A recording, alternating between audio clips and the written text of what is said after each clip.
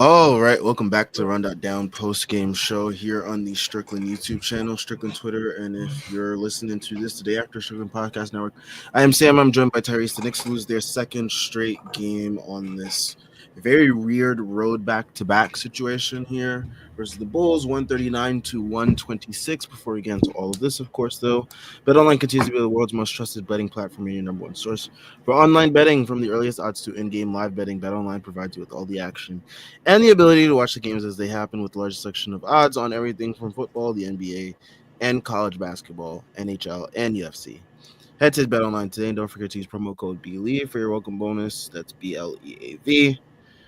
BetOnline, the game starts here. All right. So the Knicks give up their highest amount of points on the season. And give up some really good games to Zach Levine, Kobe White, Josh Giddey, who Josh Giddey and Kobe White always seem to have the game of their lives versus us. So that was nothing out of the ordinary there. Probably should have put in a little parlay for that. But yeah, Knicks lose their second straight after winning 9 straight. Very tough road back to back. A Chicago team that had 2 days rest, and you're coming off of a game where you went toe to toe with one of the West best teams. It's very tough to come out on and win either of these situations. But it doesn't help that we have a little bit of a depth problem that a lot of us kind of predicted would be the case earlier in the season, and we're seeing it come to fruition now. You can only go so long with playing guys so many minutes so often. And we'll talk about that as we continue to go through this game. We'll start with Jalen Brunson. He started us off with a 26-point first half. Finished the game with 33 points and 8 assists. Didn't look as explosive scoring in that second half, especially as he kind of sat for a little bit longer, rightfully so. He's coming off his calf tightness and whatnot. But Karl-Anthony Towns really held us down in that second half, giving us somewhat of a fighting chance when things looked like they were out of reach with 44 points, 16 rebounds, and 5 assists. But he also left the court with a knee injury. How ironic, Tyrese, you posted today that Thibs with a star gets a knee injury in United Center. And hilariously enough, or not hilariously, on Derrick Rose night. But yeah, Tyrese, your thoughts on those two leading the way, and then we'll talk about some other stuff as well. Yeah, we'll talk about other stuff because there's shit that needs to be discussed. But yeah, I mean, I thought Brunson had a good first half. I thought Towns needed to take over in the fourth quarter. It just kind of happened too late. I thought the wings were. I thought Kale played decent in like the first half. But the second half, he didn't really have anything, despite the fact he only played 33 minutes. I thought OG Anunoby game was really nothing tonight, despite the fact he only played 32 minutes. Yeah, it just sucks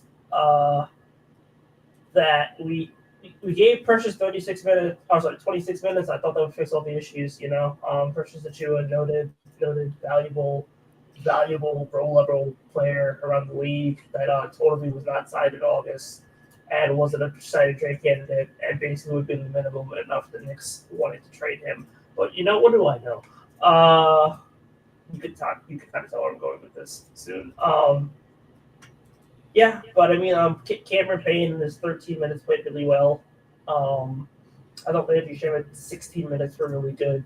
Jalen Brunson played 32 minutes tonight. I thought that would fix all the issues, but I thought good game overall. From the stars, you obviously want some more from your depth, but can't win them all. The Knicks have a depth issue. I mean, yeah, sure, the guys that we played minutes off the bench, they didn't really give us much, but it's like you're going to run guys 45 minutes again to lose a game again. Like, you got to give guys a rest. You got to play guys. I mean, if he's not going to play anyone else, what are we doing here? We're going to keep running guys 40 plus minutes a night just to lose? Like, moves got to be made. And in the meantime, you got to play who's there. Like, Just let me know you're done. Let me know you're done. go ahead. These niggas suck. Like You're gonna play guys 48 no, minutes. no. I get what you're saying. I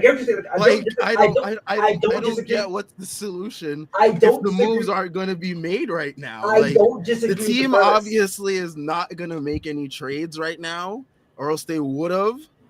And they're waiting for Mitch to come back. They're waiting for Deuce to come back from injury, whatever it may be.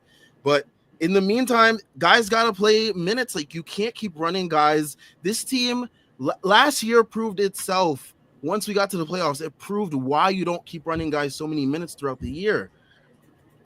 And then our next matchup, guess who we play our next game against? The Orlando Magic, who have notoriously beat us up in these games. They just injured Jaden Ivey the last game. Like, you cannot keep playing guys all these minutes and expect that you're going to have a long season. Like, I get it. These guys aren't playing the best off the bench. Like, you're not getting the prime production off the bench, but you got to do something to give guys a rest. And even then, the bench actually gave us good minutes in that fourth quarter. In that fourth quarter, where Cat was able to hold us down and get us back into a reasonable position. And then when Jalen Brunson and them came back in, what did they do? Tyrese, you're giving me a shock face like everyone didn't just watch the game. Like, bro, Tyrese, are you serious? Dude, we just watched that fourth quarter. The bench didn't do shit. You know they who didn't cut the lead down? With the bench. And once the starters came in, they went away from that style of ball that was getting us the. Tell us, Sam. Tell us, Sam. Therese, tell me what was the reason why that? Just tell me, Therese. Because Karl-Anthony Towns dropped 22 points in the quarter and nobody else. And then what happened once the starters came back in? Are we going to act like the bench did anything about that, or are they just along for the ride? What did the starters do once they came back in? They went away from what was working like they did in the Oklahoma City game. Okay, so who went away from it? The starters. Name the starter. Jalen Brunson. Okay. Mikal Bridges. Okay. Exactly. They kept forcing up bad shots when they're already gassed, when they shouldn't be doing that. But my whole point is, again, like, I don't disagree with the fact that, like, yes, the starters should not play 40 minutes every night. But at the same time, it's like, if you're gonna tell me, oh, the bench was the reason why we got it back in the game and not Karl-Anthony Towns dropping 22 points in the quarter, like, that's just disingenuous. The bench did nothing. The bench did nothing that stretch, aside from Campaign hitting a 3. The bench did nothing. The bench was irrelevant. They were around for the ride. They were bus riders, and Cat was the bus driver. I'm gonna narrate the entire fourth quarter every time the Knicks scored, and you tell me where it the bench did what they were supposed to. Karl Towns cutting layup. Karl Towns turnaround hook. Campaign driving finger roll. Karl Towns driving layup. Towns driving layup. Campaign. All right, Therese, I get what you're saying, but like, is that not what they're supposed to do in these situations, though? Okay, like, did the bench not do what they're supposed to? They helped get the lead to a point to where when the starters come back in, they're supposed to do the main thing of getting the ball to what's working, doing what's working, and continuing to cut down the lead so that way they can actually win the game. The bench did their job. They helped cut down the lead by playing a style of basketball that led to the lead being cut down. Doug, am I wrong? As the third person here who decided to join us, thank you for joining us. Am I wrong in my evaluation of what the bench did in tonight's game? They obviously did not have it going offensively for themselves as individual players, but as a unit, they played a style of basketball that led to what needed to be done. Sam, I want to side with you so badly just to annoy Tyrese, but I can't. No, I know the bench individually as players, they are not good. They did not do a good job individually. But what they did in that second half, they did what their job was supposed to do. Keep the game in a point to where when the starters come in, they can take over and do what they need to do, and the starters didn't do that. This is just kind of how I saw it, and I'll let you guys kind of Go go ahead. from there, right? So it's just basically there was a stretch between the late third and the early fourth where the Bulls go 9 for 11 from three, right? Like they go on this insane shooting streak, and they Shout out to were Kobe White, basically Knicks killer. right, and they were just trading 3 for 2s. The only guy who was getting the points were Towns. So I think where this issue is, like, the bench and the starters are so intermeshed right now because we're out of Deuce. We're off. Deuce isn't playing right now, right? So Nope. we just have Campaign, Landry Shamet, and Precious, and then the starters have to intertwine with it. So I think there's this weird, I don't know, like relationship right now between the bench and the starters because there aren't enough people. So I get what you're saying by the bench of style of playing, but also to Tyrese's point, the person who is still leading that is Towns, who is a Yeah, I starter. don't disagree with that. But I think the bench as a whole, also in this specific thing, they got to figure out a way to defend better on the perimeter. Like Oh the yeah, Bulls for were also sure. making lucky shots, and then also it was the bench, aka Campaign, who decided to trip over his 2 feet, get the foul that would Yeah, have cut the lead to five, and I don't killed all the understand. momentum too. I don't understand. Like Thibs is weird. Like when Campaign didn't have it in previous games, he just like went away with it like quickly. And I guess tonight, Yeah, like there's no Deuce. He didn't trust Tyler no, Kolek in this as he did in a prior matchup. I don't know why, but like he's very particular with certain matchups. I guess with certain it players. is. It's And he just didn't trust Kolek. He trusted Campaign to continue playing in certain It stretches, was even with it no was Deuce in Derrick regard. Rose night, guys. You can't. It was Derrick Rose night. You Yeah, gotta trust Campaign over Tyler Kolek. you got to play starters until they get a knee injury on Derrick Rose night to pay Wait, have you homage. guys have you guys talked about Derrick Rose night? Are you guys the league pass people? Like, did you watch No, the no, ceremony? no. I'm not. I don't want to really talk about Derrick Rose night. I had no choice but to watch it because the MSG broadcast decided to play it too. Did you, did you see how So he ended? He's like, I'm a businessman now. But then he like dropped the mic and walked off stage, and the ceremony was over. I'm like, what the fuck are you talking about? What do you mean you're a businessman? You put on a jacket. You're like, I'm a businessman now. that whole thing was just it's something that you do either at the beginning of a game or at the end of a game. Most likely at the end of a game, not in the I would middle say of the game. not in It the like middle of the game. it fucks up the flow with the whole. And I'm not giving any excuses for any of this. Like the Knicks, It both was the Bulls 30 and the minutes too Knicks both long. had. It's just something that's like too long. It makes the game go on longer than it's supposed to. Like there's no reason for this game to be close to ending closer to 11 o'clock than 10:30.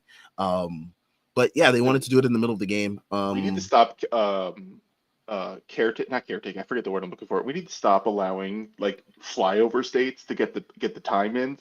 Every game should start at 7 o'clock or 7:30 on Eastern time. I don't care if they're in the central time zone or the what. Like I'm tired of being like, oh, we need to help Oklahoma City make sure that they watch their game at 7:30. I don't care about them. Yeah, unfortunately, Eastern Conference does not take over the prime the prime time slots all the time. Terrible, So absolutely terrible. Tyrese, gotta what cater are your to thoughts both on that? coasts. He's in Texas, so My dog taking them starting at 7 o'clock or 7:30 at the East Coast. I mean, it works out for me. I'm cool with games ending at 8 o'clock or 8:30. It makes me happy. I get the rest of my night. I don't. I wasted like all my night watching this game. I could have went to sleep early. I could be playing Red Dead Redemption instead of Or watching. I could have been playing Marvel Rivals, getting sold by teammates while I I carry. could be playing NBA 2K25 right now. All right, no, I can't agree with you there. That game's horrible. But yeah, no. The Knicks. All right, they lose this game. They lose the Oklahoma City game. Monday is not going to be any easier. The Orlando Magic are a team that has been fairly annoying this year. We have beaten them, but their games have not been the most fun to watch. No, If you're looking they've for been they've been be, some of the worst. if you're looking for a game to be entertaining after these last two games that the Knicks have played, I mean, Friday's game was actually like really fun for most of it until the Knicks decided to let Aaron Wiggins have the game of his life, basically. Terrible. But yeah, that was a fun game between two contenders in the NBA. But Monday will not be a fun game. And the Orlando Magic, they are a very physical team. Even though Jalen Suggs, who is their notorious hack, will not be playing, they do have Cole Anthony, Oh, thank who God. I'm so tired of Jalen. I am so tired Cole of Anthony, Jalen who Suggs. Cole Anthony, who did have one of his best games of his career versus us in MSG. Who also just dove into Javen Ivy's legs the other day on a hustle play. So this team is going to be very interesting to watch, as you know, a lot of fans have been monitoring the minutes, and we'll talk about how the Knicks can supplement that by making moves of players that some fans are not happy about moving, and we'll talk about that as we go. But yeah, this game came down to the Knicks again not being able to hit threes, and their opponent being able to hit threes, and you know that is going to dictate a lot of success in this league. I mean, it's the it's the main talking point about why ratings are down and whatnot. Teams are taking all these threes, but I really don't think that's the case, and I don't really want to talk about ratings too much. But like, you are going to lose these games that become shootouts, especially if you're not locked in defensively. Kobe White, 9 of 11 for 3. Zach LaVine, 3 for 6. Giddey, 3 for 3. Giddey always hits threes against us. Like, bro, Always. if you want like a surefire bet that's gonna hit like almost every time against the Knicks, it's Josh Giddey over threes. It's Kobe White over threes. It's Josh Giddey over rebounds, over assists. Like, just take all those, parlay it. Like, those two always kill us for some reason. But yeah, you even had like Jalen Smith hitting threes against us. Like, what the hell was that about? You can't hit threes against a team that's going to shoot 54% on 20 makes, then it's going to be a tough night for you.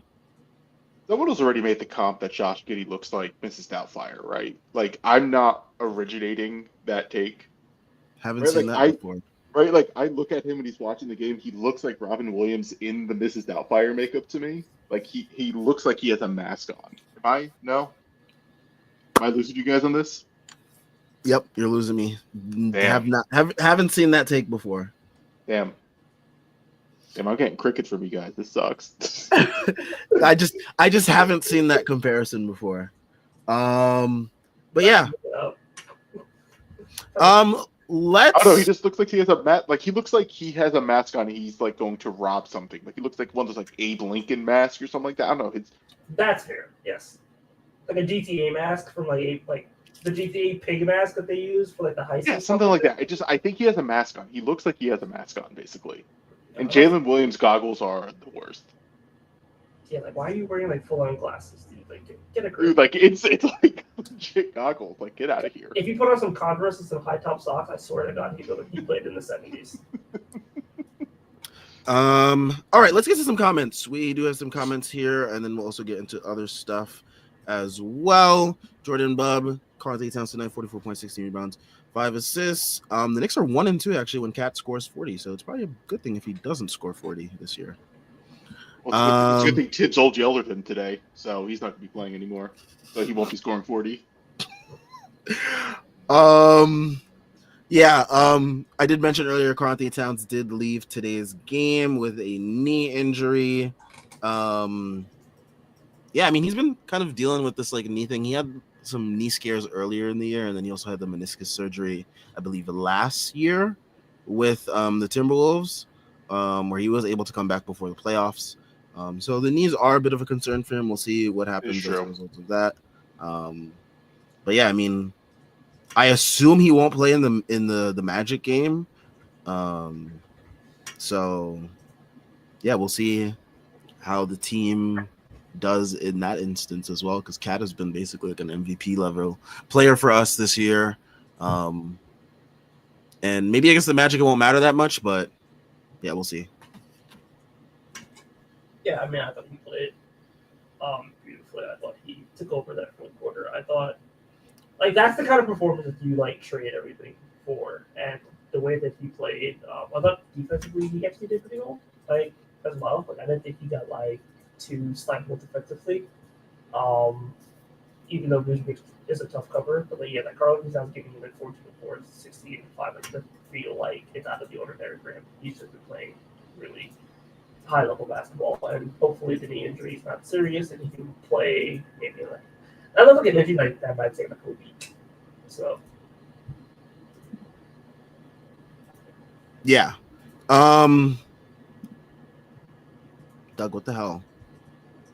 I don't know what's going on. I chunked out.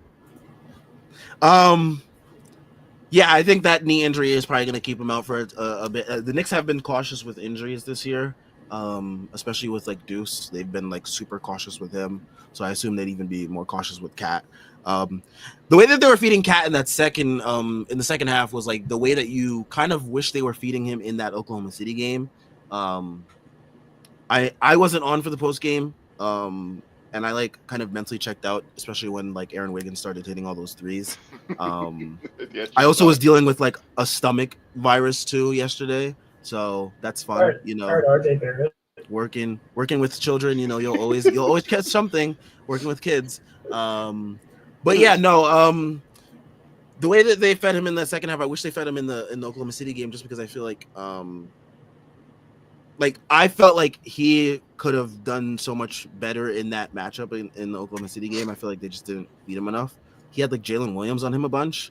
I thought Who Oklahoma City did a really good job of actually kind of like preventing that from happening and also goading Towns into they were goading transitional. him into like drives and stuff like that for sure. And Yeah. I wish the Knicks would have probably like involved him in like probably some like just like straight up post ups or even just like pick and pop threes, because I feel like he didn't really take that many threes on yesterday, right? He took none. Yeah, No, he took he none. took none. He probably should have been the person coming up to at least try to bring that specific double team to Brunson instead of doing the Hart Brunson where they brought Hartenstein to the double team him. I think that was probably not a good idea. It looks like Looking back on OKC. it, Looks like OKC also watched tape on like Hartenstein I versus centers who are actually good at scoring. yeah no like there's I actually think they did a good job where it's like no like Hartenstein's going to get cooked by Towns. Let's just have him on Hart and let him play free safety. And I thought Oklahoma City did a great job of actually just defending the Knicks. It also helps that they were allowed to foul Brunson on Yeah, they every were single allowed to possession. just play football, Like, especially Lou Dort. Lou Dort's allowed to play football like every single game and just hurt like, somebody randomly. hey, there's a ref problem in the NBA. I don't want to go on that diatribe, but like if they're gonna If we allow really you, want to talk about the ratings issue, it starts with those zebras. I agree. People don't want to watch. People don't want to watch like reviews go on for like 5-6 minutes. Nope. They don't want to see zebras take control of games. Like that's where the real ratings problem is. Like it's not with 3-pointers. I enjoy seeing teams get threes up like crazy. Like I don't mind that shit. You're also a degenerate parlay respecter, so that too. But like that doesn't that just adds to the enjoyment factor. I mean, they want to go on swings like that. this is what we do. We just swing. Same time though, like the rating thing is just I'm not gonna do like a bunch of rating discourse, but like Do it. If we're still doing like ratings in 2025, then like we've lost the plot. I mean, we all know why the real reason why ratings are down, but like there are some Elon actual. Musk, I agree. I'm sailing the high seas. Yeah, that and like also there is an issue within the refs themselves too, but that's for another conversation. Knicks centers with at least 3 games of 40 points in a season. Karl-Anthony Towns 24-25, Patrick Ewing in the 90-91 season, the 89-90 season, the 88-89 season, and of course Bob McAdoo in the 76-77 and the 77-78 season. So, Knicks in their illustrious, their great history of Knicks centers, there's Karl-Anthony Towns in the pantheon. The shot distribution. I'm assuming you guys already talked about this, but like how the Knicks like shot distribution in this game. It was 29 shots for Towns, 20 for Brunson, 18 for Mikal, like then 12 for OG, and they're like no one got anything. That is, I feel like they need to spread. You got to spread the ball more. It's also kind of hard to generate things when nobody can like confidently take shots off the dribble. Yeah, there's a second issue going on here too, which really was prominent. I think in the Bulls game is that like there needs, I think, someone else besides Brunson and Bridges, because Bridges is like a guy who creates off of someone else, like those specific advantages. Like he's great at. Bridges was also like shooting like he was like scared today too. Yeah, he was shooting weird today too, but that's how generally Bridges work. They need like another guy to like initiate, right? Like kind of like create the first advantage. They don't have that guy. No, Yeah. that's where trades come in, and I know as For much Jimmy as Butler. no, not for Jimmy Butler. That is insane Give me business. Jimmy. I want Jimmy off the Um, bench. I want but Jimmy no, off the bench for like 18 a, minutes. a lot of people have proposed, Mitchell Robinson, and like there are some fans that are like, no, don't trade Sweet Mitch. He's been here forever, and his impact is impeccable. Like I don't think any fan that wants to trade Mitch is like denying his impact. He's just like not available, and like if you can get Yeah. things in return for him that will actually be on the court for more than 25 games at a time, I think that will be great, especially if they're in the role of like someone who could create things off the bench as well as any like backup center or anything like that. I think the Knicks have to explore that. He is the piece that like makes things work in these trades, especially with the whole how the CBA works now, where everything's 10 times more complicated for everyone to comprehend at this point. But yeah, he's the contract that makes things work in terms of upgrading the Knicks bench, and that is where the Knicks need to upgrade. And that's something that the team, that fans of this team have been saying since we made the Karl-Anthony Towns trade. We were like, all right, we're going to be a very top-heavy team, but like at some point, you're going to need some depth. I mean, we see it with all these other teams that go top-heavy. Look at Phoenix. Look at how they are doing with basically no depth. Like you can't keep doing this stuff. You just can't. But yeah. To add to that point, like even the teams that we think have no depth, like Phoenix or whatever, they're still deeper than the Knicks. Like, I don't think people understand like how bad the Knicks bench is. Like, it's historically bad, and it makes sense. They made a trade a week before the season, before training camp started, so of course it was going to be bad. So I'm not worried about the fact that like, yeah, the Knicks don't have a bench. It was kind of to be expected, but it's also a large part of the bench failing is the fact that like Deuce hasn't taken the leap as a creator yet. Like, I think you saw the playoffs last year, and there was like hope that maybe Deuce would be able to like be able to get 2 feet in the paint consistently. It also doesn't help that he's like dealing with like lower leg injuries and he hasn't just been like on the court consistently. I feel like he just hasn't had a real chance to get rhythm this year too, which kind of sucks. So that's fair. Yeah, but it's also like his finishing has regressed. He hasn't been able to get drives the way I thought he would probably get drives looking at the playoffs and stuff like that. So it's like if Deuce is your best bench player and he's just like a 3-and-D guard and he doesn't have any like way to like create for others or himself, then your bench is kind of shitty. And it also doesn't help that the rest of the bench is rookies and minimum players. Like you have Cam Payne, who's been on 3 teams in 2 years. You have for a reason. Yeah, like, and you have Landry Shamet, who dislocated his shoulder and is just getting back to form, but he's a minimum guy for a reason. Precious Achiuwa would be a minimum guy if the Knicks weren't planning to trade him, and he's also a hustle.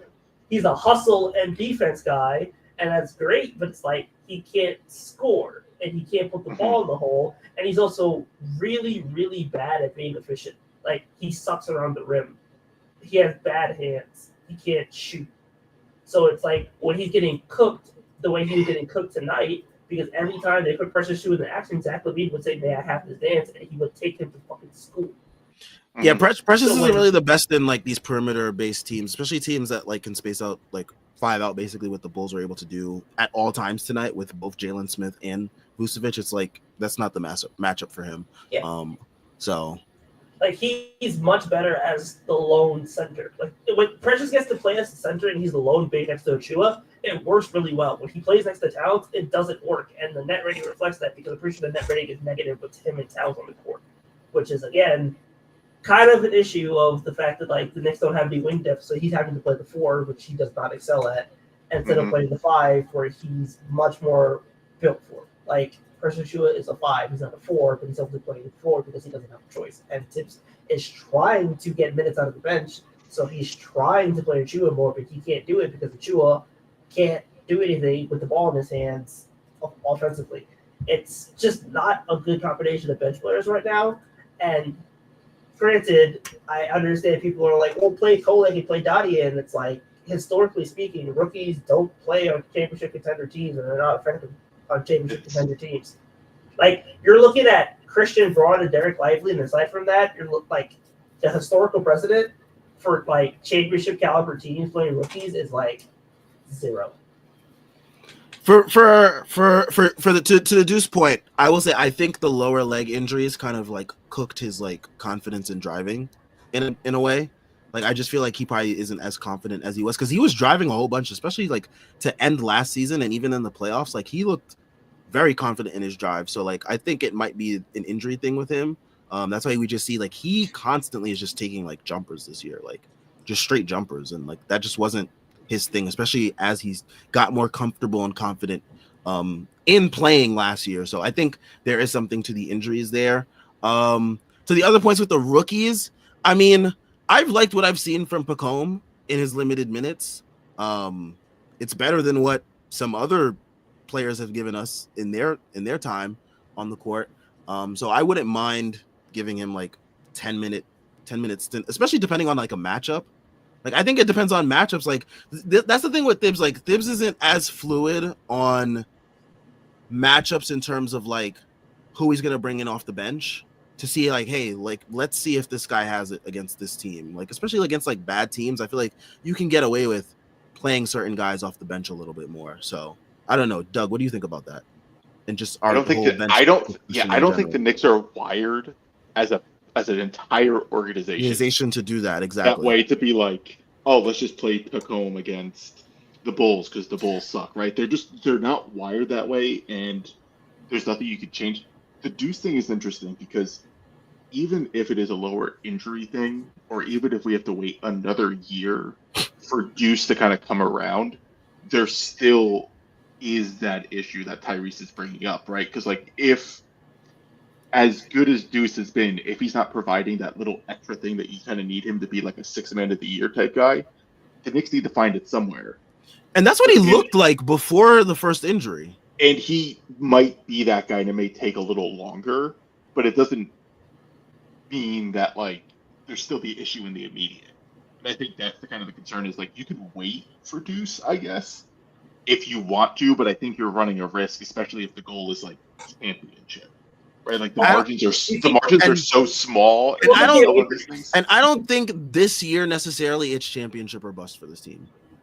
And that could be the case too. It could be. I don't think it is. I don't think it is. But I just don't think it is. I don't think you make a trade before training camp and you're like, all right, championship or bust, year one. Like I just don't think it is. I think I would frame it as it's in these next 4 to 5 years. Oh yeah, for sure.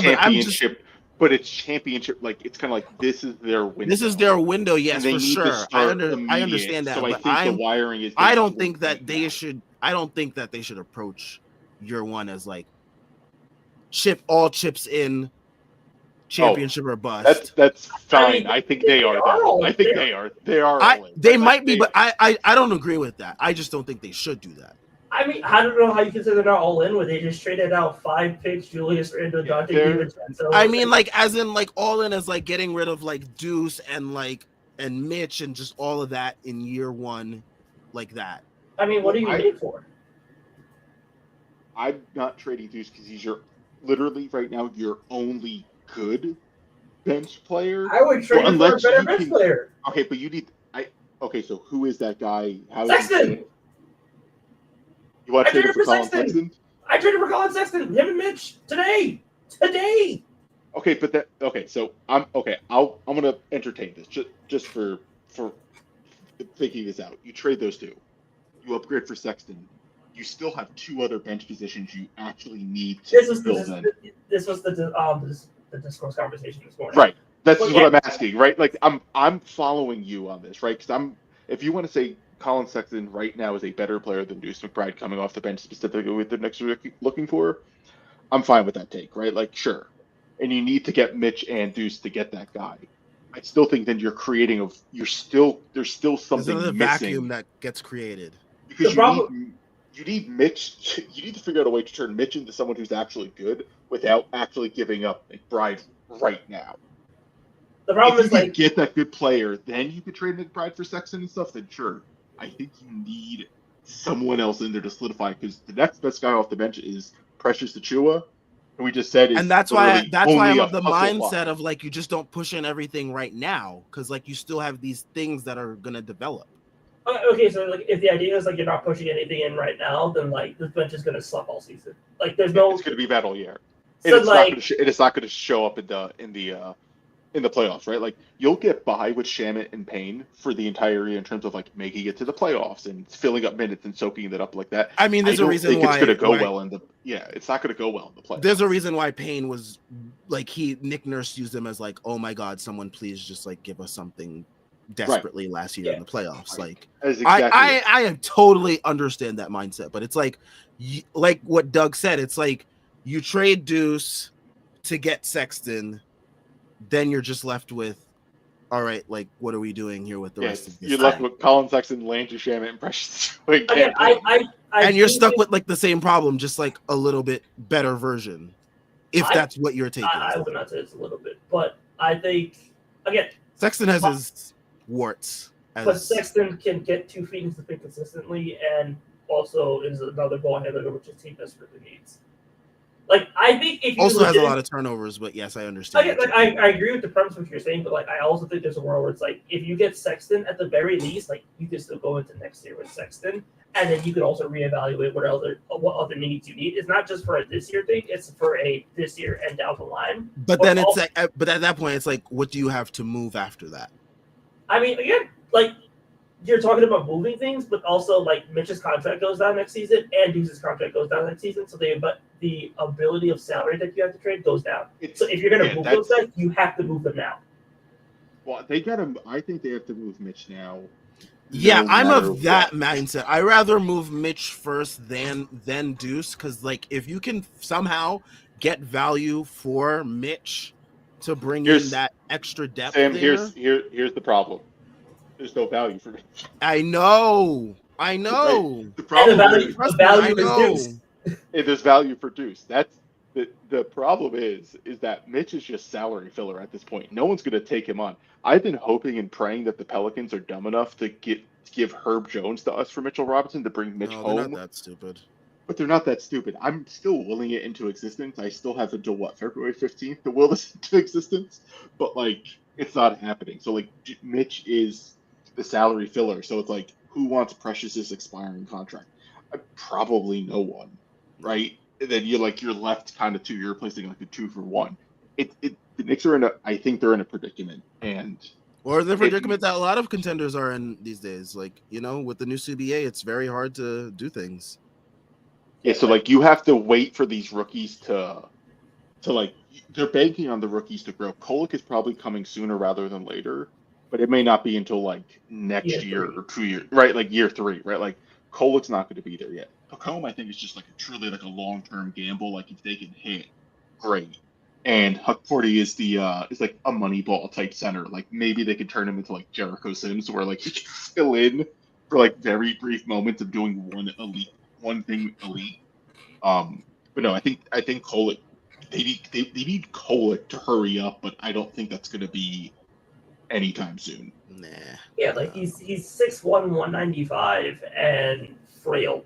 Like that. The problem is like the Knicks didn't get any like Kolek was supposed to be the NBA ready guy, but like even like Eddie's guy would tell me like he was never going to be NBA ready because like he's smaller and those guys take a minute to pop. So you're just looking at a situation where it's like we lack depth. We lack the ability to really trade depth, and the only way to like gain value in whatever depth we trade for is to trade Deuce, which is what I've been kind of trying to articulate on my Twitter for the last since yesterday, where it's like if you trade Mitch, you're not going to get value. If you trade Mitch and Deuce, you'll get value, but the value needs to be somebody who can like handle the ball, which is why I basically said like you wouldn't make that trade for Clarkson. That makes no sense. You'd have to make that would be a terrible trade if they did that. Exactly. I wouldn't even trade Mitch for Clarkson straight up because then it's like you just have Deuce in a 12-minute role, and that makes no sense. Like you have to get a ball handler that's better than Deuce, but you also have to consolidate Deuce minutes because Deuce playing the 12-minute role just kills his value, and his contract goes down next year, so you can't even trade it. Like it's a massive predicament, and I don't envy being in the next situation. Yeah, because then the other only solution would be is to find a wing who can create, and like that's the hardest thing to do. Like find a wing bench creator. That's TJ Warren, now's your shot. Yeah, like Come on you're looking down. at, like, Kyle Ben Anderson Simmons. wasn't cooked. Like Kyle Anderson, like 3 years ago, would actually be the guy that you would want. But like he's not that guy anymore. Like Ben Simmons on a buyout next season. Like you can talk. Yeah, like that's That's how bad it's getting. It's like if you want to Ben cheat, Simmons in a Knicks jersey is enough or like to. Lonzo Ball next season on the TPMLE. Like I would. it's bad. You know what? I would do that. I would do that though. I would take I the would, risk I with would. Alonzo. I would, because like he gives you wing size. He gives you your fourth wing who could also like pass and do shit. Like it's a Yeah, great like gamble. that's I think that's to take it. But like the Knicks avenues to getting like depth is Hopefully second those- drafting dudes, Hopefully those donated meniscuses hold up. trades, and like finding insane value on minimum contracts and the TPMLE. Like it's Basically, the Phoenix Suns, you're hoping to be the successful version of what the Phoenix Suns hope to be. but even with the Phoenix Suns, like they got Grayson Allen from trade and they got Royce O'Neal from trade. And both And those they're guys, still ass. yeah. Yes, but like I'm also saying like those guys were able to get signed and then extended, so now they have salary to trade, and it's like that's what the Knicks kind of need to do. Where it's like they need to get salary on the books somehow, and the only way to get salary on the books is to trade for dudes. Like it really does. It sucks that Minnesota more than likely was like, we are not taking Mitchell Robinson. yeah, like if the Knicks Right. if the Knicks took Mitchell Robinson, if the Minnesota took Mitchell Robinson, We don't have this issue. I don't think, right? Because you have Dante off the bench, which provides you not necessarily the creator you want, but just like the elite of the elite shooting on this team. Because we saw how elite Dante is when he plays next to like a real point guard, right? Like Yeah, when he plays not with dying Brunson, Mike Conley and right? Like Nikhil when he's playing Alexander Walker. with Steph and Brunson, he's like one of the best shooters in the league. You pair him with Julius Randle Anthony and Edwards, who cannot and he create. sucks, and it's Mike like- Conley, who's on the verge of retirement. Like, yeah, Like no, that- no shit, that- he's gonna struggle. Like that shit really sucked that Minnesota's like, we're not taking Mitch because like Dante would have, because Shamit is basically trying to replicate Dante, and Shamit's not as good as Dante. And Seamus It's just the like same- also like recovering from like having his shoulder he also torn had out like of his his shoulder socket. completely dislocated, and he's like, get in there already. Like it's crazy how fast he came back from that. Yeah, I was surprised. I was like, Julius Randle had to like basically like die and be like resurrected to like get his shoulder back in place.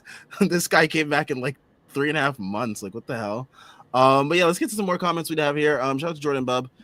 He says cat hurting his knee in Chicago on Derrick Rose Day under Tom Thibodeau is nasty work from the script writers. He also brings up the last time the Knicks shot over 35% from three was on December 23rd against Toronto when they shot over 40%.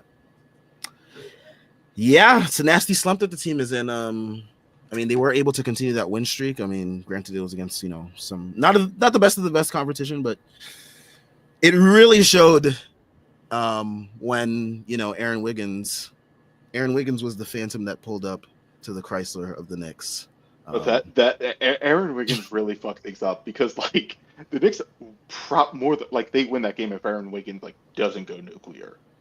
If Aaron more than Wiggins is likely. just regular Aaron Wiggins and not fucking Super Saiyan Aaron Wiggins, like yeah, Right, like they'll probably pull out this victory, and if the refs just call, I don't know, just one foul for or Brunson, call an one- out of bounds call on Hartenstein, who had his whole foot on the floor with the ball in his hands Okay, on I'm one of gonna those ask you Aaron guys Wiggins something. threes. I don't understand this. How is that play not reviewable, but Campaign when he steps his foot out of bounds, like they take the three away? Because they can do whatever the fuck they want. And like I'm fine. NBA fascism. They Right, can like, do whatever I'm they fine. want. I'm fine if they take the 3-point away, right? They're like, he was out of bounds beforehand, the 3-point shouldn't have counted, right? Like, I'm fine with that logic. I think it's the same logic for Hartenstein, right? Like, if he doesn't save the ball, the 3 doesn't go up and doesn't go in, why can't you review that? I also, even though the Knicks won challenges on this, I don't like this where you challenge a play and you're basically challenging the fact that no, there was a foul beforehand that you didn't call. I don't like that. I don't like. Well, if the refs rewriting- just like if the I refs don't like just did rewriting their the game. job, if the refs just did their That's- job, the Knicks wouldn't even have to challenge half of these calls anyway. They I- challenge a lot of agree. obvious shit. It's so stupid. We waste our challenges on such stupid stuff. It's like stuff that you're preaching to the shouldn't choir. have to be challenged. Like it's so ridiculous, and it takes away time from the game. It's like I'm sitting in front of my TV. I'm like, all right, like let me go check FanDuel or something. Like Jesus. Tyrese hates foul talk. It looks like. So, yeah, it's just it's so. Tyrese, I'm trying so hard to connect with you right now. So hard. Adabambo says, everyone relax. This was a scheduled loss. I think we all knew that this was going to be a scheduled loss. It's very annoying there's a scheduled loss after the OKC game that we just had. It just like sucks. This loss after that loss. Like, if we lost this game after, like, we lost, like, another blowout, it would have been, like, whatever. But, like, we lost, like, a close game to a contender that we, like, clearly should have won. In a game where, like, you got to win that game, yeah. A bench player has magnet ball in the fourth quarter. Come on. And then we have Kobe White magnet ball the game after. You kidding me? Kobe White hits 8 threes against this Knicks team every single goddamn time I watch him. And I'm like, how him is and Kobe Josh White Giddey, not they a have star? the games of their lives versus us every single time they play us. I'm just glad Josh Giddey didn't have fucking triple double. He almost got one though. He had 15, 10, and 8. It's so filthy. If this game was like closer and he was like in the game more and like dishing and stuff, like I don't know what the Knicks did to him. Like, they must have a lot of overage women that he just does not like. Like, I don't know what it is that Josh Giddey hates the Knicks so much that he has to like almost get a triple double every time he plays us. But yeah, he's still got to play the bench more. We kind of discussed that in a little bit. Starters looked exhausted. Definitely coming off that 40-minute plus back-to-back. Brunson been bullshitting for a while. Yeah, Brunson's second halves haven't been as sharp these last couple games. You got to think, is it the calf tightness? Is it he's doing a little bit too much on ball in terms of trying to get his a little bit more rather than creating for not just himself but others as well. And I think that was a lot of the criticism for him in the last game especially. But yeah, he just wasn't as sharp. And second halves are usually when he actually goes off. So we're hoping that, gets the Magic. That'll be a little bit of a get right game, but the Magic also are a team that like to beat the shit out of us with metal bats. So we'll see. I don't think Brunson's just reading his double teams well. I really think it's that simple. I think it's as simple as he's not reading them well because he was cooking the Bulls in the first half. Then they started to like double him up, and then he was just. He had Anthony Edwards syndrome. Tyrese, was it? I think it was Tyrese in the Discord who was just like, when they forced Jalen Brunson to actually make an active decision versus like a natural decision. Damn, he's got Anthony Edwards syndrome. Yes. Like he just kind of like he just like short circuits, and you're just kind of like, what? Like, it's really bizarre.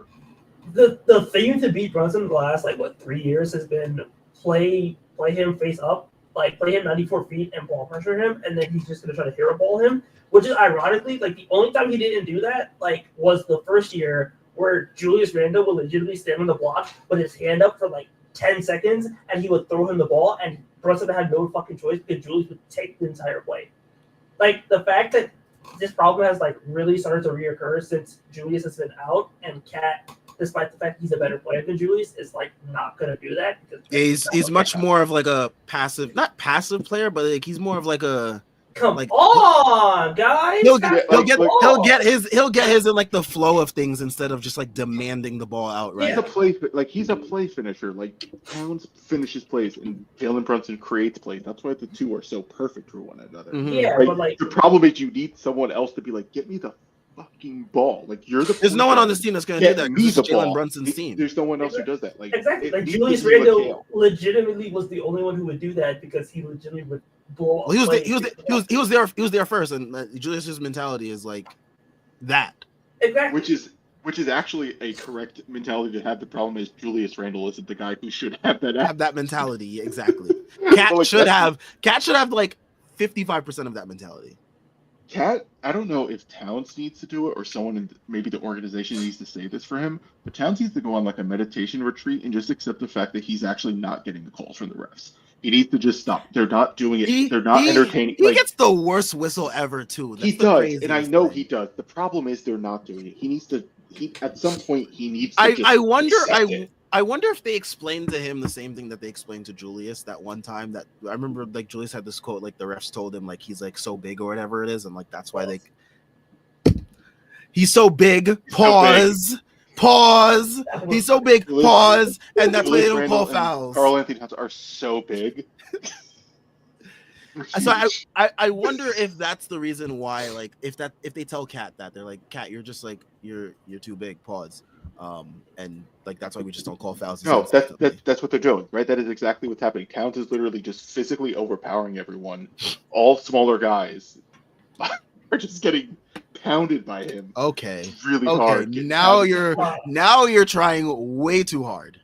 Two texts, dude. I'm at it. But no, that's what's going on, right? Like Towns, you're allowed to foul him. That's what OKC did. That's why Jalen Williams, the like idea that Jalen Williams was locking him up. He wasn't getting locked up. He was just fouling him the entire time, and no one called anything. And Towns was like, really? But like, he needs to just accept it, right? Like he's trying too hard to be like, no, I'm getting fouled. I'm right. Can't you guys see it? And the refs are like, we don't care.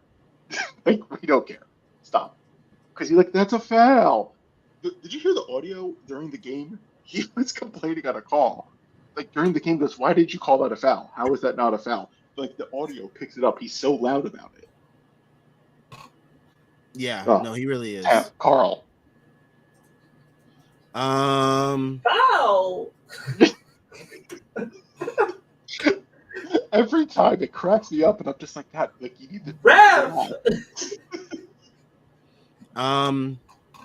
Eshmaster asks, do you think the Blazers would give up to Mani Kamara? That's a very interesting. That's a fake. That's a fake player. That's a fake player. No, it's a real guy on Portland. I think he's like when I play the great NBA 2K25 and I do my draft for like 2030, Tomari Kennard, like that's the guy I draft. No, he's on the really a real guy. He's on the Blazers. He's like a defensive wing, I believe. In my world, if we get Sexton, I would probably go with the swap for Tamani Kamara. I'm that close to just being like they need to like fix the bench immediately because they won't have an opportunity to fix it next year, in my opinion. So, I whatever the Blazers wanted, short of anybody in the starting five, I'm kind of there. Like just because he's like a playable wing. And the Knicks don't have playable wings. Well, apparently, he went to Dayton. I don't think any good players came out of Dayton. I don't trust that. Agreed. But we can't have guys on Dayton on this team. I need real universities like Villanova. Real universities. Like universities I've heard of that aren't in flight. Have any really actual good NBA players come out of Villanova since our Villanova guys? Kyle Lowry. You don't think since our guys? Cam Whitmore. He shows some flashes. Tim Thomas. Real. Who? Tim Thomas. He came out back in I think he was in the 96, 97 draft. I said since our guys. Look, I don't know if I'm just trying to name Villanova guys. You guys should be proud that in fact I can pull that name out of my hat. The only guy I know from Villanova besides Cam Whitmore is Sadiq Bey, who is sitting at home with a torn ACL. So Jeremiah Robinson Earl. Oh yeah, that guy. It's getting nasty to the board. I'm like, oh, Jeremiah Robinson Earl could be like a really good tips guy. I don't know, man. Like it's. No, you're just down bad. Help. You're just down bad right now. Please help. Please help, dog. Cole Swider, please save me. Is Eric Pascal? No, he's not. But we think about Eric Pascal. We should let's bring him back. We need the whole starting lineup back. We need Amaris Spellman. Amaris Spellman is living up with Asian women in China, wherever he is, Korea. I don't know. He's in one of those leagues. Jordan Bubby says Tibbs after the loss, they can score quickly. If you score, you jog back and you complain to an official. They're racing up. That's where we should be better. That's where we could be better.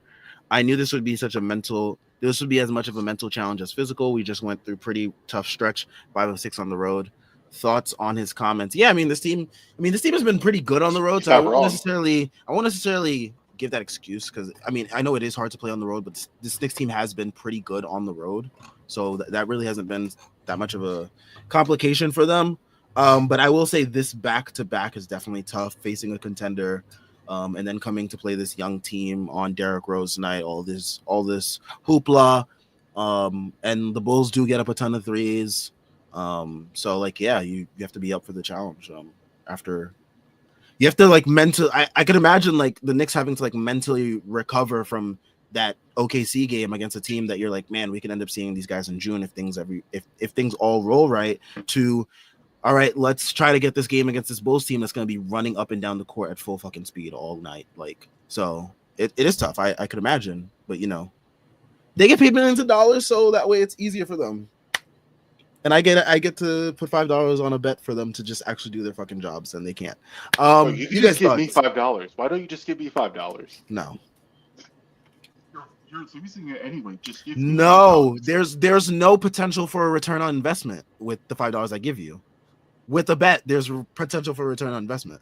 How much actual return on investment have you made? Have you seen my week of betting this week? Sam's been on. Have you seen my week of betting this week?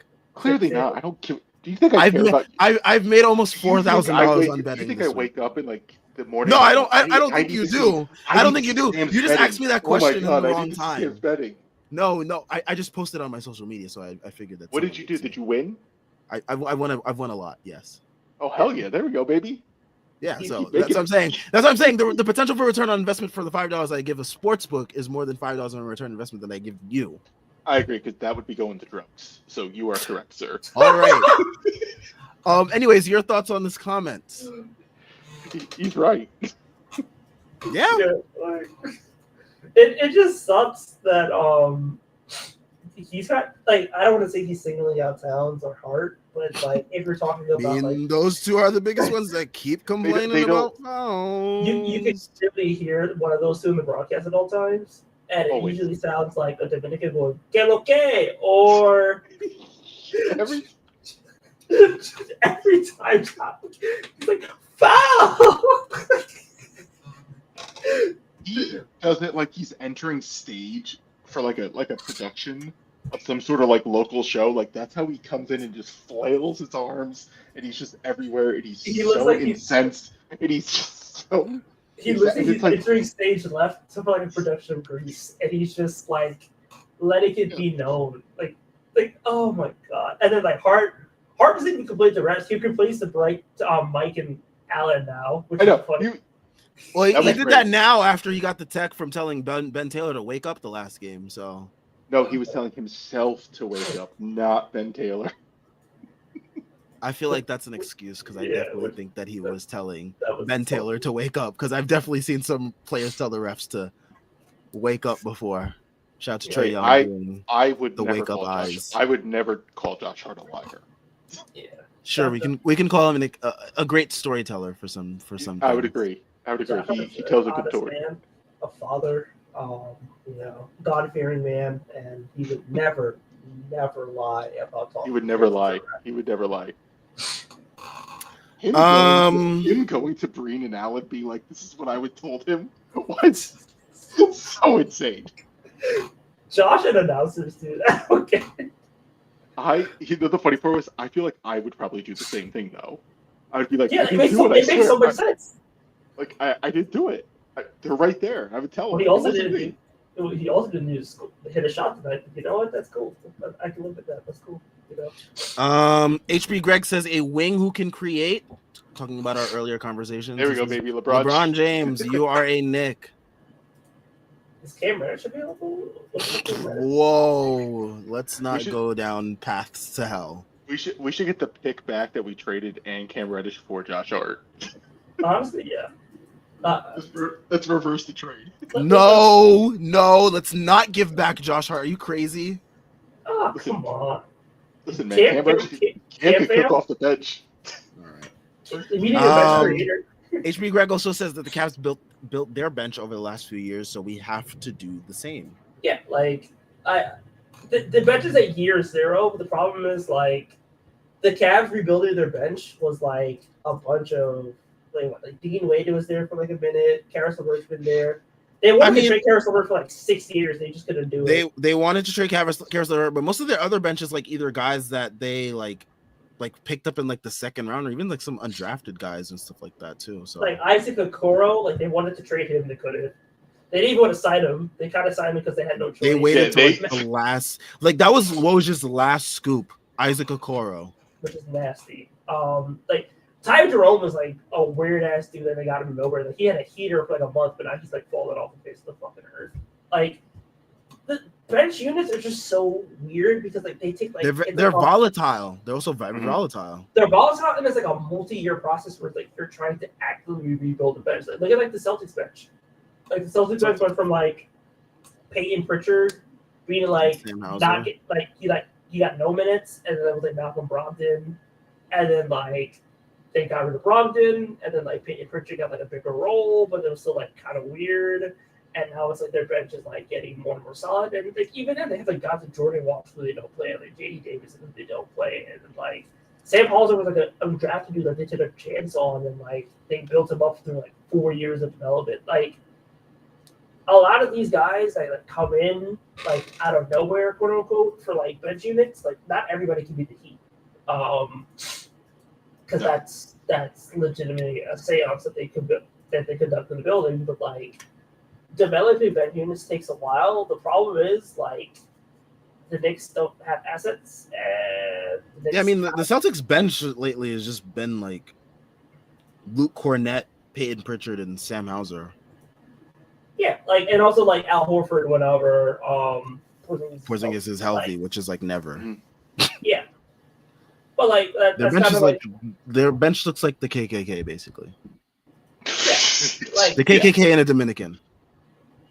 And then they also have like that's like the greatest description of Boston you could actually describe. The KKK and a Dominican. Yeah. Like legitimately, it's just like all the Boston Red Sox and then Big Coffee. Yeah, literally. That was a big. Also for like Hauser, right? Specifically, look at Hauser. I think the Knicks are probably trying to do that with Shamet, where you take a very specific skill that like someone has. Like Hauser can shoot the ball. He can't dribble, right? Like he can't do anything else. He could shoot the shit out of it. So the Celtics work their way to make sure, well, let's just make sure we can create easy shots for him so he can add value to the offense. Like, that's what the Knicks are probably need to start doing. And they're trying to do that right now with that bench, specifically with Shamet and Payne. The problem is, like, and Deuce, it sucks. And Deuce at the Payne is, like, so volatile because, like, when he's going, it's, like, really fun. Right? And it's, like, really juices those lineups that he's in. But when he doesn't have it going, it's like, damn, I see why Nick Nurse had you benched. And it's also I see why the Bucks traded for you. And it's also like, yeah, I understand why Tibbs only wants to play you 5 minutes because like he will shoot us out of this game. So yeah, it's like, and like the thing with Payne is like he just doesn't. He's not wired. He gave a great quote on the what is it called, the Roommates podcast that I saw floating around on social media that day. I'm like, Cam Payne does not fucking play like that. Like he plays like he still thinks he's the 25 point per game scorer off the bench sometimes. Still, like he like will still like shoot the shit out of the ball, and like he won't always like hit all the shots, but like he doesn't change his style of play when it's not working with the shooting. Like, I think for like the bench, it's just like what the Knicks are gonna have to do is just second draft a lot of dudes in the next couple of years, and like that's basically what's gonna happen. Like you look at the Magic have 2 picks coming in this year.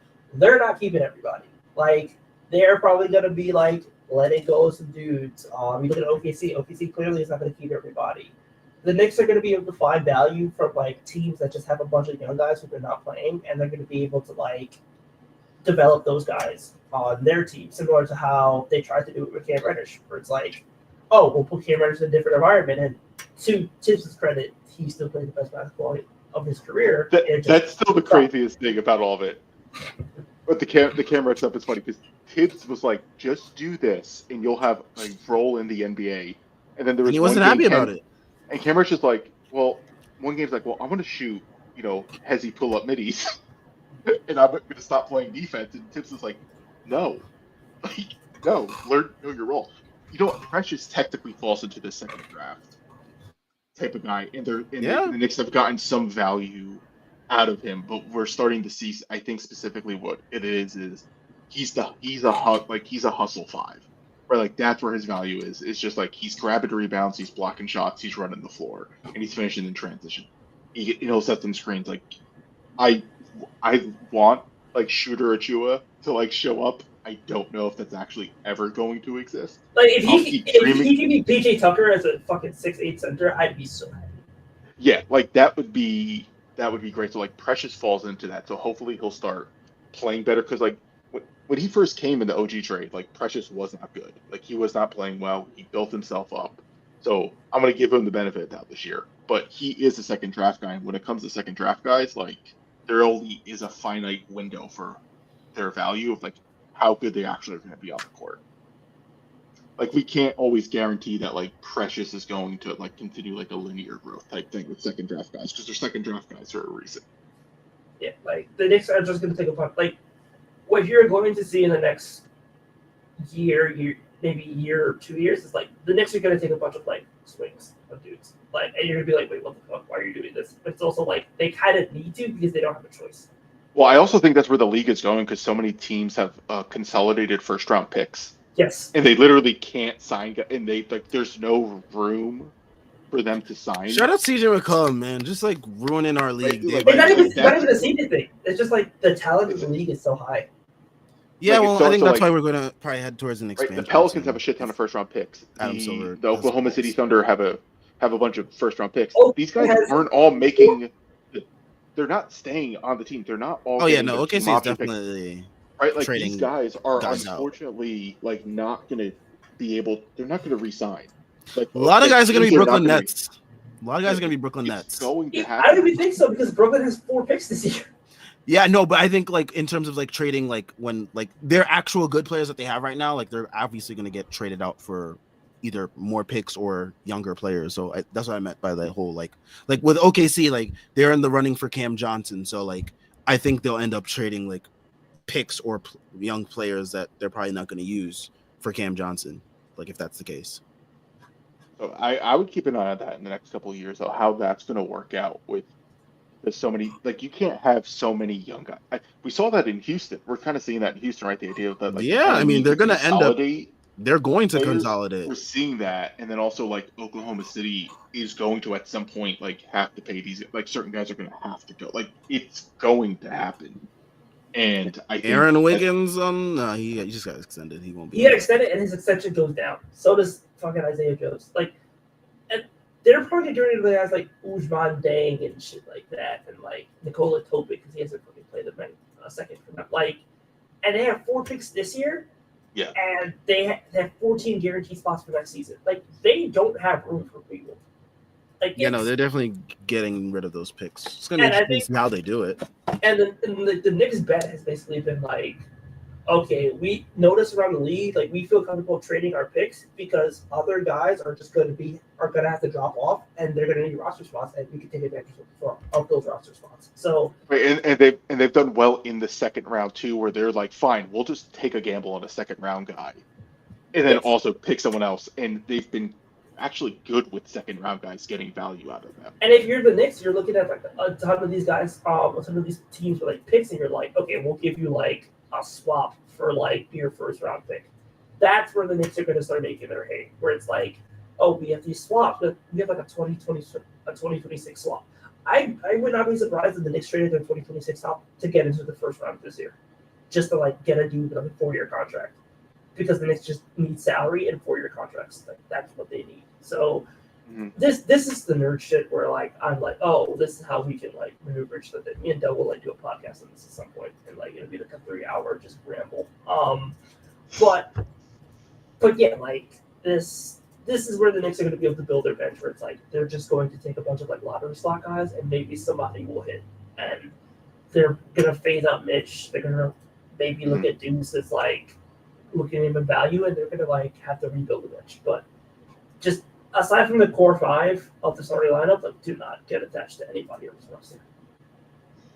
Yeah, like Precious, like the good question for Precious is like he's an expiring salary. Do you try to trade him for someone who is on salary, like over multiple years, to find a way to improve the team moving forward? Because like his expiring money isn't going to help. It looks like at all, right? Like being like, oh, we have an expiring contract. It's not going to help the Knicks, right? Am I right on this, Cyrus? You know this more than I do with the cap stuff, because like I don't think like if Precious expires, that doesn't mean like, oh, we have access to the full mid-level anymore, right? Like we lose, like the new cap has like lost a lot of maneuvering, where I think the teams now who are contenders actually need extended salary and try to start finagling from there. So like it sucks that Precious is actually on a 1-year deal, Come to think of it, like it would be great if they could resign him to something descending, so there's something tangible. I thought when they re-signed him, I thought they would have done that because I thought like eventually they were going to use him as like I thought they were actually. My first thoughts were like, oh man, he's going to be in the Macau trade. Like that's what my initial thoughts were with him, and then I thought they were eventually just going to sign him to like a deal where like it was going to be something that could be used as a trade asset. I'm not saying that he can't be used as a trade asset now, but like to what Doug was saying in terms of like being able to have that salary to be moved for. I think what happened was they didn't give him the extra years because they wanted him to waive his no trade clause for the bird rights thing. And they basically said, okay, if you waive that, we'll give you extra money and we will give you an extra year. So like it's kind of it's like a handshake deal. It's because he was looking at minimums. Like that's the thing. He was looking at minimum contracts. He didn't sign until fucking August. Like Woj didn't even leak it. It wasn't that bad. Like the Knicks were able to announce the fact that Precious got signed because it was legitimately nobody was checking for him. So that was the case with a lot of guys. I think like that whole like that there's that statement that the NBA middle class is like basically gone. It's basically like either like there's only like a certain style of contracts. Like Gary Trent is like on a minimum this year, right?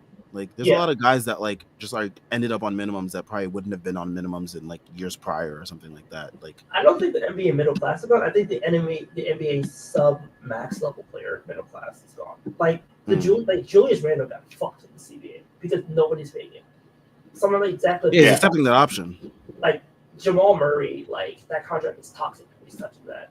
Someone like it's created like this new CBA has created like albatrosses that in new ways, and you can't really predict that Jamal Murray was going to fall off a cliff like that, but yeah, like someone like Brandon Ingram, like he's not getting paid. Like he's not going to get the money that he thinks he wants. Like nobody's going to pay him like 30% of the cap. Yeah, because there's no results tied to it, right? Like that, and also nothing there's no cap space. There's no cap space available in the league. The funniest thing I saw today was someone was saying, what if the Heat were able to like turn Jimmy into like Brandon Ingram and Zion? I was like, man, that would be like the most hilarious FU to Jimmy ever. Just like sending him to NOLA and being like, fuck you, dude. Like, screw you. I just want to see Jimmy Butler in this situation where he hates it. I just want to see how much he can do. How much toxic BS he can do to a community. It basically just be like military level, like fucking torture. Like this is like being waterboarded for Jimmy, but worse. It's like, oh no, you get to play in New Orleans. That's the CJ McCollum. Who is the reason why you're there? Exactly. That would be. I want this to happen because we all know Zion's built. He's not built for Heat culture. You're saying? Or like he's not built for Heat culture. It's not. They're not going to transform him. And Brandon Ingram is fine. So like, I don't care if the Heat do that. So I would. Well, who knows with Heat blood magic? Who knows what can happen? Yeah, that's fair. Maybe they just need Zion in the building, and they'll cast like one of their spells, and something will happen. Where Zion's the wing we need off the bench. Honestly, I'm starting to kick around the idea of like Precious and like Sims for Trey Lyles. Like it's. Dude, you're down bad, man. You're down bad. I'm gonna drop some nasty trade machine tweets on the timeline, and I've been looking. So I found one that I was really proud of, which is Precious for Corey Kispert, my boy Corey. Poison pill. You can't trade him though for Precious because of Corey Kispert's extension. You can't actually trade him even though their salaries match. Yeah, you have to trade him this year. And I'm like, I'm like, God damn. Terrible. It's the worst thing in the world. I fucking hate the fact that they extended him. I really do. Yeah, that's when I think a lot of people's dreams for Corey Kispert being here should have faded. We got Johnny Davis. You shouldn't have those dreams though, right? You shouldn't have Corey Kispert dreams. That's what I'm saying. Like it's bad. Yeah. Well, I mean, this is the state of being a contender in this league with being super top heavy. I need Mitch for Dante. I need Dante back. Can't do it. New York. I know he can't. Yeah. I know it needs to be a certain amount of days. But I just need it to happen. The day that it's allowed to happen, that's what I need. All right, so I think we'll be close to ending things because I think we spent way too much time talking about this game and the Knicks for on a Saturday night. Um, but yeah, the Knicks' next game is against the Orlando Magic on Monday. Um, not all too excited about that game. Um, in terms of terms of viewing, betting on it, just not gonna have a fun time all around. Um, but yeah, Look, I we're think not this going to see Jalen Suggs' balding head that he needs to shave. So that's Wait, no he's because out. He's out. Yeah. he's out no. with I'm this. saying Yeah, right. That's a good he's thing. out You know with a how back injury that like he looked like he got sniped in the building on that injury. you know By how the way, disturbing it is watching that on TV. They should censor his hair. That's how bad it is on TV. Like it is. Just, look, at some point, you need to let it go. You need to let it go. um, but yeah, we won't see Jalen Suggs. We won't see Mo Wagner. Oh, thank God. Two I two fucking hate two Mo two Wagner. two prime assaulters of the Knicks. But hey, we might get a Trevelyan Queen game. We might get a Cole Anthony game. Who knows what we'll get? We're Um, gonna get a Jonathan Isaac game. oh no! Don't speak such atrocities onto us. That would be a hate. On January 6th. Oh shit. You see what I mean? Dude, he is gonna be so excited for this game. In a Trump term? Oh my god. Woo! He's ready. I'm scared. Well, at least this game is not. It's not in Orlando, right? It's in MSG. Yeah, it's in MSG. I mean, they've held two Nazi rallies in the 20th in a matter of 100 years at Madison Square Garden. So like, I don't know what to tell you. He's excited. I'm telling you, he's ready. Jonathan Isaac is ready. He was born for this day. All right. I think we're gonna end things off here. Shout out to everyone that tuned in. Shout out to everyone that left a comment. Make sure you guys leave a like, subscribe. I will be back on Monday following the game, probably, maybe. Can't promise fully. Mondays are usually my worst day coming back from work, so there's that. But yeah, everyone enjoy the rest of your weekend and peace.